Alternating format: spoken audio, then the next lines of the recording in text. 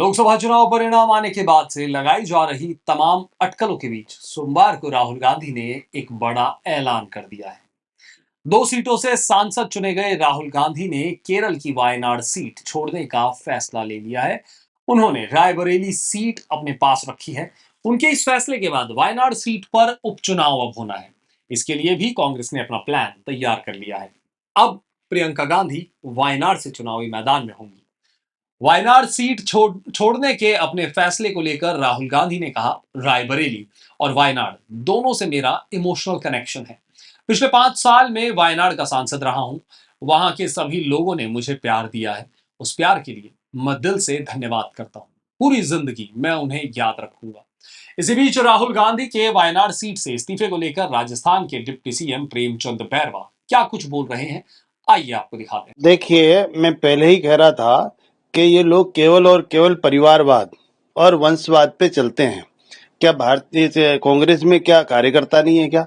लेकिन ये केवल और केवल अपने परिवार के अलावा किसी को चुनाव लड़ना हो या कहीं पदाधिकारी हो, केवल अपने परिवार के अलावा कुछ नहीं करते। इसलिए मैं मानता हूं कि ये आम जन भावना को लेकर ये पार्टी नहीं है, ये केवल अपने परिवारवाद की पार्टी है। राहुल गांधी ने इन चुनावों के परिणाम के बाद हाल ही में ईवीएम पर सवाल उठाया है। क्या कहना है आपको? देखिए, हमेशा ये ईवीएम पे सवाल उठाते हैं। अब की बार अगर हम ईवीएम से अगर गलती करते या उसमें कोई भ्रष्टाचार का ऐसा कोई काम होता तो निश्चित रूप से हम 400 पार के हम तो 500 ही ले लेते। लेकिन ये हमेशा ही ईवीएम पे खुद हारते हैं, जनता हरवाती है, जनता के काम करते नहीं है, कोई विजन नहीं है, तो जनता ने इनको घर बिठाने का काम करती है और ये ईवीएम पे सवाल उठाते हैं। तो ये तो हमेशा कहते आए हैं, इसलिए कोई कहीं गड़बड़ नहीं है। लेकिन इन लोगों का काम ही यही है कि लोगों को गुमराह करने का। लास्ट सवाल, मल्लिकार्जुन खड़गे ने बयान दिया है बेंगलुरु में, कहा है कि एनडीए की सरकार सत्ता में आ गई गलती से, लेकिन कभी भी गिर सकती है। इतना बड़ा बयान दिया है, किस तरह देखते हैं आप? मैं कह रहा हूं, जो कांग्रेस पार्टी या इनका गठबंधन जो भी कह रहा है वो हमेशा झूठ ही बोला है, हमेशा गलत ही कहा है, क्योंकि कभी भी उनके पास कोई विजन, कोई लक्ष्य से ये काम नहीं करते। इसलिए उनका कहने दो, कहते रहेंगे। लेकिन ये एनडीए की सरकार है, ये पूरे 5 साल चलेगी। माननीय यशस्वी प्रधानमंत्री जी अपना विजन पूरा करेंगे। एक और सर, 3 तारीख से विधानसभा का जो सत्र है वो शुरू होने वाला है। बजट भी इस बार पूर्ण तालिका पेश करेंगे, सुझाव लेने की प्रक्रिया चल रही है। निश्चित रूप से अभी हमारे यशस्वी मुख्यमंत्री भजनलाल जी बजट को लेकर हर लोगों से अपनी राय ले रहे हैं, हर क्षेत्र से, हर जनप्रतिनिधि से अपनी राय ले रहे हैं। तो ये तो दोस्तों आपने सुना डिप्टी सीएम प्रेमचंद बैरवा को। अब आपको बताते हैं कांग्रेस नेता टीकाराम जूली इस पूरे मामले को लेकर क्या कुछ कह रहे हैं, आइए सुनते हैं। तैयारियां पूरी हैं। हमारे सभी विधायकगण इस सत्र को लेकर बहुत ज़्यादा उत्साहित हैं और मैं समझता हूं पिछले जो लोकसभा के रिजल्ट आए हैं इनसे भी कांग्रेस के कार्यकर्ताओं को काफ़ी ऊर्जा मिली है और बीजेपी का चेहरा जो है बेनकाब हुआ है।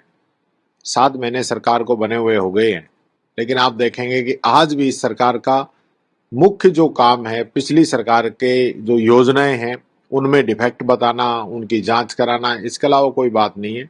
कभी इंदिरा रसोई की जांच हो रही है, कभी इंग्लिश मीडियम स्कूल की जांच हो रही है, कभी कॉलेजों का रिव्यू कर रहे हैं, कभी पट्टों का रिव्यू कर रहे हैं, कभी ये जिलों का रिव्यू कर रहे हैं। इसके अलावा कोई विजन नहीं है और बहुत सी हमारी जो योजना है उनको बंद करने का काम किया है। तो पटल पे जो जब सदन चलेगा तो जनता के सामने सारी चीजें आएंगी, किस योजना को किस वजह से बंद किया है। ईआरसीपी का जो इन्होंने पीकेसी किया उसका एमओयू आज तक नहीं आया, ये सारी चीजें रहेंगी। विशेष रूप से आज जिस प्रकार से बिजली की अघोषित कटौती चल रही है, पूरी पूरी रात जो है गांवों के अंदर, शहरों के अंदर बिजली नहीं आ रही है, जिसकी वजह से पानी की भी भयंकर समस्या हुई पड़ी है। कोई सुनने वाला नहीं है, कोई अधिकारी फोन नहीं उठाता है, कोई मंत्री फोन नहीं उठाता है और कोई सरकार की तरफ से जवाब नहीं आ रहा है। 2 शब्द कोई अखबार में नहीं आ रहे हैं।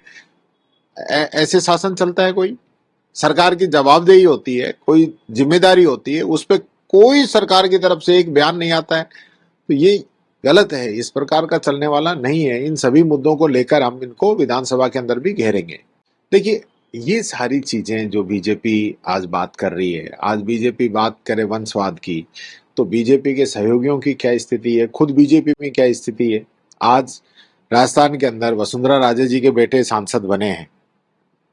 अभी आप देखेंगे इनके राजनाथ सिंह है, उनके बेटे हैं, सैकड़ों उदाहरण है। जो इसको आप वंशवाद नहीं कह सकते। जो जनता चाहती है, इलेक्ट्रोल पॉलिटिक्स के अंदर ये लोग हैं, चुन के आ रहे हैं, जनता जिता के भेज रही है, तो इनको क्या दिक्कत है? देखिए, राहुल गांधी जी जो आरोप लगा रहे हैं उनमें सच्चाई है। आप एक बात मैं पूछना चाहता हूं पूरी मीडिया के माध्यम से भी, आज तक कहीं भी मशीन में प्रॉब्लम आई है, शिकायत आई है, तो यही शिकायत क्यों आई कि वो वोट किसी दूसरी पार्टी को दिया था लेकिन गया बीजेपी के अंदर है? और अभी आपने देखा होगा मोबाइल से ईवीएम खुल गई। इस प्रकार की जो चीजें हैं और संदेह है लोगों को, तो जब राहुल जी ने और पूरे विपक्ष ने ये कहा है कि भाई आप वीवीपैट से गिनती करा दीजिए या जो बदलाव चाहते हैं तो वो बदलाव होने चाहिए, क्योंकि चुनाव जो है निष्पक्ष हो और जनता के मन के अंदर भी उतरे कि हाँ जो हो रहा है सही हो रहा है, उस पर संदेह नहीं हो। आज वो स्थिति नहीं है, लोग फिर भी संदेह कर रहे हैं। इस प्रकार की स्थिति आ रही है, बार बार लोगों ने ईवीएम पे सवाल उठाए हैं, जांच भी के घेरे में भी ये सारी चीजें आई है, तो ये चीजें होनी चाहिए, क्लियर हो जाए, क्या दिक्कत है? लेकिन आपको लगता है क्योंकि चुनाव आयोग तो कह चुका है कि इस प्रकार के आरोप निराधार है, इसमें कोई सच्चाई नहीं, नहीं। वो तो कहेंगे ही। जब विपक्ष जो चाहता है या पूरी पार्टियां जो चाहती है, सब लोग मिलके जिस प्रकार का चुनाव चाहते हैं, चुनाव आयोग की जिम्मेदारी है कि एक निष्पक्ष चुनाव कराने की। किसी को भी संदेह नहीं होना चाहिए कि ये चीज सही है गलत है।